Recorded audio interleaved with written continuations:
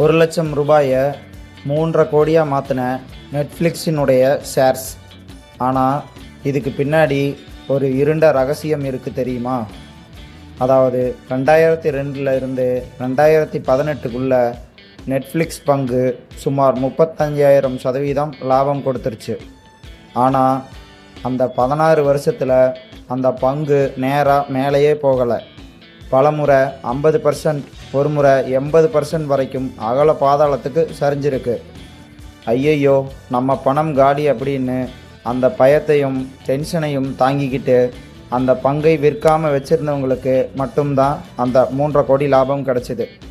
முதலீட்டில் லாபம் வேணும்னா பயம் அப்படிங்கிற விலையை நாம் கொடுத்தே ஆகணும். இதை பற்றி த சைக்காலஜி ஆஃப் மணி புக்கில் என்ன சொல்லியிருக்காங்கன்னு முழுசாக தெரிஞ்சுக்க கீழே இருக்கிற ரிலேட்டட் வீடியோ லிங்கை கிளிக் பண்ணி பாருங்கள். இந்த மாதிரி யூஸ்ஃபுல்லான கண்டென்ட்டுக்கு நம்ம சேனலை மறக்காமல் சப்ஸ்கிரைப் பண்ணிக்கோங்க.